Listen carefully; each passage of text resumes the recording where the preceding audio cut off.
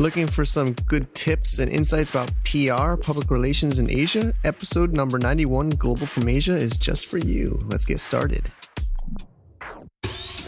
Welcome to the Global from Asia podcast, where the daunting process of running an international business from Hong Kong is broken down into straight-up, actionable advice. And now, your host, Michael Michelini. Hey guys, I'm heading down to the Philippines this weekend for a week. Last minute decision to go down there. I'm going to go into a partnership with my friend Josh on an SEO business and outsourcing center. He and I almost did this way back in the day in 2010 and 2011 timeframe when I was living and working down in the Philippines. But he went back to America for a few years and I came back up to China. So things kind of took a break. Stars realigned recently and he's back for long term with his family and managing the operations there. I'm glad to have a reliable partner down in Cebu who I can work with on some web and internet marketing projects. I'll share some pictures when I'm down. I do need a change of pace from China and catch some beach time as well a little bit. It's actually going to be July 5th for about a week. I just booked a one-way ticket so far. We'll figure out how to get back. It's only $90 one way from Hong Kong, so it's pretty easy. And they just recently had a pretty good special on direct to Cebu. So I'll work on some standard packages and services. And if you guys are interested, of course, I'd love to work with you. It's going to be able to fit about 30 people. It's pretty cool space. We're going to make it really, high techy and internet like. So if you're interested, hit me up on an email. Also, I'm excited to say we got a new 5-star review. It makes my day, and I'm going to read it out for everybody here. It's from Leroy Hedge in the US on June 22nd, 5 stars, titled Amazing Content. He says, I've been reading Mike's blog posts and listening to his podcast since the first episode. Mike is your man if you want to learn about running a global business from Hong Kong and China. Each one contains a nugget of wisdom which you can use to help build your global business. Thanks, Leroy. Thanks for being with me through all these 90 episodes and now into 91 with many more to come. So enough of the chit-chat. Let's get into this week's show. We have Nathan Millard. He and I have been in touch in startup space in Asia for many years, talking through social media, and he's based up in Korea. And this year he just started a new PR company that he's doing, and he's going to share with us in the show today some tips and tricks for dealing with media in Asia. So let's get started. Okay, thank you everybody for tuning in to another Global from Asia podcast. We have with us today Nathan Millard. He's in Korea. We're doing this remotely and excited to get him on the show and sharing. He's done a lot of help in the startup ecosystem in Korea and a lot of great things. And I'm really happy to have you on the show. So thanks for being here, Nathan. Thank you very much indeed for having me. Yeah, we've been in contact for a while, so it's good to get onto the podcast now. Very happy to be here. Sure. Yeah, thanks for coming on. And I know you're doing some PR with your company. Can you just give everybody an introduction of just a few minutes of what you're doing now? Yeah, of course. So I've been in Asia for much of the last 10 years, actually, mostly in Korea, but also a spell in China. And I guess for the last 2.5 years, I've been working, as you say, with the Korean startup ecosystem. I was actually Korea's most active writer about the local startup ecosystem in Korea in English for a couple of years, and also helped with a lot of the Korean startups global communications. So we brought groups of Korean entrepreneurs around the world to Singapore, to North America as well as within Asia. And I basically realized an opportunity to get more involved with startups day to day, and set up my company G3 Partners in January of this year to further support startups across Asia now with their global communications. I feel that there is, obviously a lot happening in the tech space in Asia, and felt that global communications, particularly in English, was something that many companies struggled with, and is something where I've got experience and felt that I value. So we've been going for 5 months now. We're supporting clients in Korea as well as in now Singapore, China, and even just onboarded a client from the US. So I think that that's an opportunity for us going forward as well. Awesome. I'm really happy for you. Congratulations again. So I think we have some people that might know, but maybe we just start at the basics. What how do you define PR? I know you mentioned communications too, or public. Maybe give some people the basic idea of what it is. Yeah, so I feel that the line between marketing and PR is blurring now, especially with the emergence recently of social media, which is having quite a big impact there. But we focus at the moment pretty much on what I would call pure PR, which is really relationships with the media. So obviously, public relations is all about making sure that your brand is favorably seen in the media and with your target, which whether they be end users or investors, potential business partners. So we basically help our clients to get featured in relevant publications, both in Asia and in the US. So typically, the way we'd work with clients is that we'd spend some time getting to know the company, going through their website. Maybe they have some existing material that they have to talk about their company. We then create a company profile and use that as a basis for creating articles, which we then send out to writers and engage them for interviews, and then hopefully get our clients published in their target publications. Okay, So that's really what we do. got it. So I guess I'll be the ignorant one, and maybe it'll help some people to follow. So I think a lot of times people think of a PR and they think of making a PR release and then basically getting it blasted out on the news wires and covered in, hopefully, big names will cover them. And I think that's not the right. Is that the right way, or maybe you can give some ideas of that? Yeah, sure. So I think there's a few elements that are required for successful PR. First of all, you need to have a great story. Now, a PR company like ours can help you get your story out if you've got a great story. But if you don't have a great story, it's very difficult to get coverage. So that's obviously something that companies need to bear in mind. But once you've got a great story, yes, it's all about creating a press release, putting together a media press list, and then sharing that story with your press list. Now, that seems a little bit easier than it really is in real life, unfortunately. PR is about having a great story, but also having a great network within the media. And that's tricky. That takes a long time.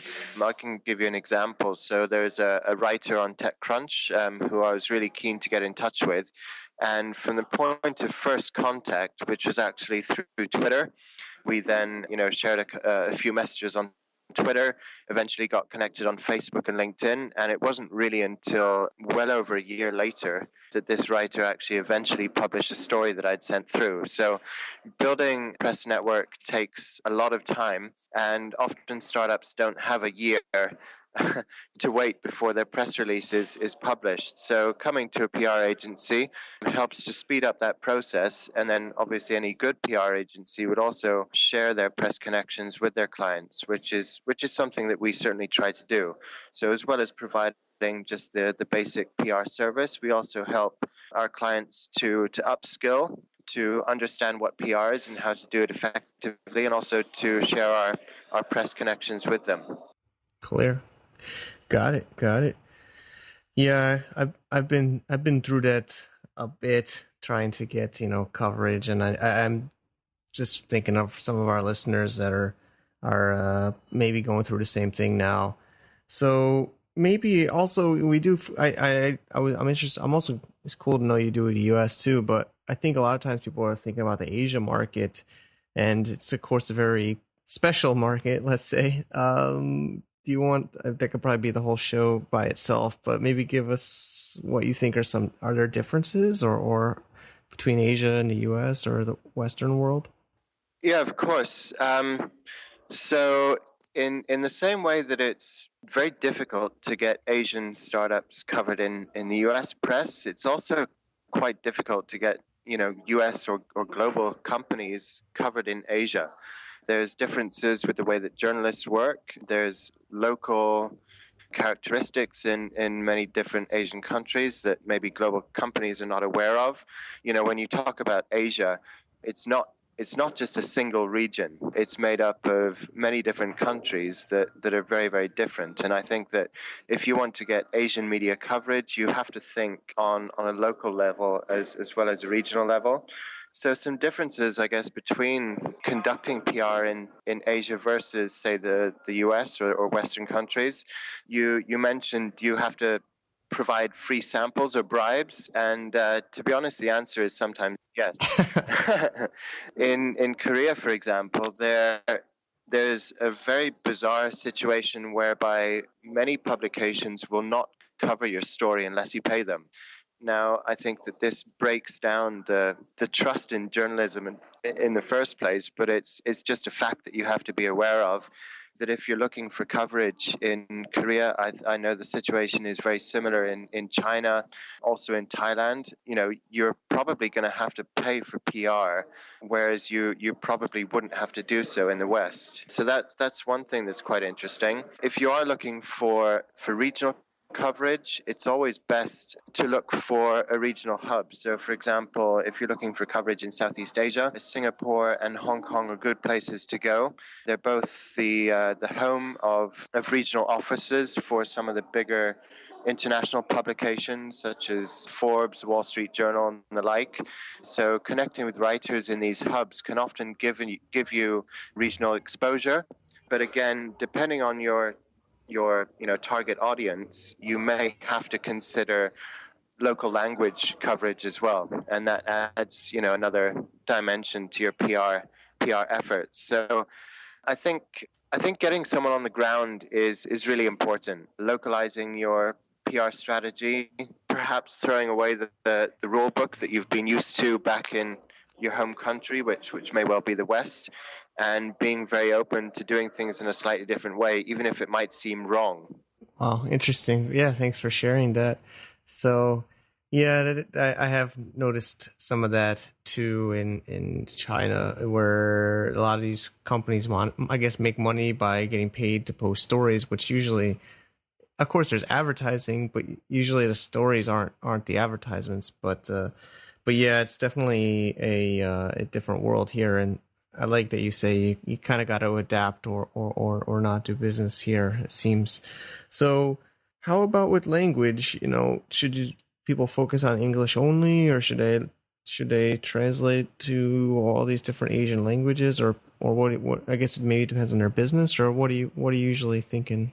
Well, we're going through that question at the moment with the client from the US that we've just started working with. Now, I think for Asian entry, of course, every company is different, but my impression so far is that if you want to enter Asia, the best thing to do is to choose one market, do a proper job in that first initial market, and then use your learning from that experience to then start advancing into other markets. This is what I tell Korean startups who want to enter other markets within Asia, and I think it's even more true for global companies that are looking at Asia for the first time. Again, it cannot be stressed enough that various markets within Asia are very, very different. You cannot use the same strategy in for example, Korea as you would use in China or Vietnam. So localizing your strategy is really important. And in terms of local language, it does depend on your target. So if you're looking for user acquisition with a new social media app that you've brought over from the US, then you're going to be targeting the younger generation, which almost certainly means that you need to be aware of how users in your target market engage with social media, and you'd almost certainly need to use a local language campaign. If you're going after B2B customers, then perhaps you wouldn't need to focus on local language so much, because many of the top managers at larger corporations do speak English and do keep up to date with news in English on the more regional publications. So again, it's about understanding what your objectives are and then putting together a strategy which aims to achieve those objectives as cost effectively and as efficiently as possible. Great. And successful campaigns, what are some ways people could measure the success of a PR or a marketing campaign here? What are maybe some metrics or Yeah. I'll focus on the PR side, which is what we're looking at now. There's a common phrase within this industry that advertising is something you pay for, whereas PR is something you pray for. And now, in a certain sense, that's very true. It's quite difficult to gauge ROI of PR very precisely, very effectively. You could engage a PR company, or you could do your own PR, and not achieve very much, and then suddenly you get a posting on TechCrunch, for example, which increases, well, for one of our clients, increased inquiries by tenfold, literally overnight. So I think that PR shouldn't be confused with advertising. If you pay for advertising, you can see very clearly, how many clicks you've paid for or how many downloads you've paid for. But with PR, it's not quite so easy to calculate the ROI. But it's an ongoing process.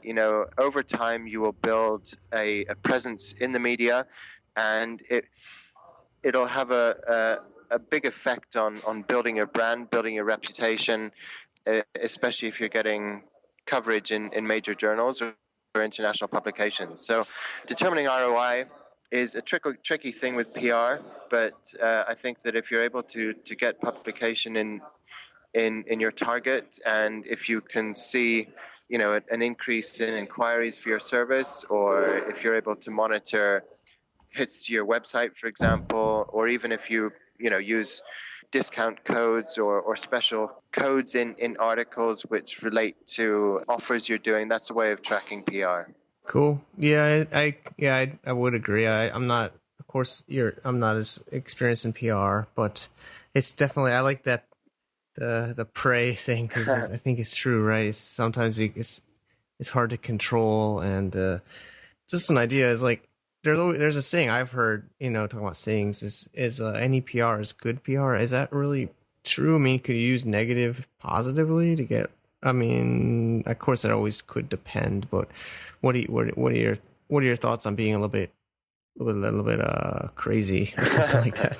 I think being a little bit crazy is probably a good thing. I think that I don't agree that all PR is good PR. I think that if you're building a brand, especially for a small business, I do think it's important to disseminate positive messages about your company. I think that, especially if for example, if you're just launching a new product in a new market, and there's a major bug which prevents users from using it properly, and you get a load of reviews and they're all negative, that can have a disastrous effect on your growth. But at the same time, I think larger corporations, sometimes there's mini scandals, or sometimes, large companies are in the news, and the news might not be very positive, but the overall impact is that more people know about your brand. I think one example that's relevant to Asia is probably all of these court cases between Apple and Samsung, going back maybe a year ago or whatever. Now, I don't think either Apple or Samsung were put in a very good light, but it certainly ensured that everybody in the world who was buying a smartphone was aware of both of these brands. And I think probably the net impact was that Samsung leveraged that and became the top smartphone supplier in the world, partly obviously as a result of this increased media exposure. True. I've heard of like Donald Trump sometimes being looked at as the bad guy, or and sometimes he does that. So I can't verify it, but supposedly that's strategy to get more PR coverage, so that they might it's easier to get these critical PR coverage sometimes, rather than trying to get positive PR. So he doesn't seem to mind when he gets called like a, maybe a bad, doing kind of like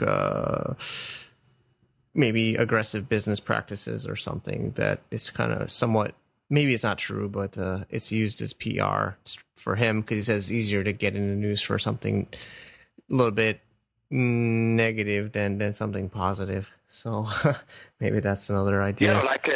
I I can imagine that would be the case. I think another, not exactly the same, but somewhat similar, is Richard Branson. He's often in the news doing ridiculous things like wearing makeup and dressing up as an air stewardess and being an air stewardess on one of his flights, or skydiving, or he's done lots and lots of these crazy escapades throughout his career. And I think it's not necessarily about his business, but it certainly gets him into the news. True. Yeah, he's I've read one of his books, and he definitely says he uses that as a way to promote all his brands and products and services. So I wish everybody was, willing to be. I guess that's what makes him special, is he doesn't seem to be shy. So, but I think in Asia, right, you would say is probably noticed a lot of Asian companies are probably not that bold, right? So that's something to work on in Asia, would you think? Not to offend anybody, but are there people like that here?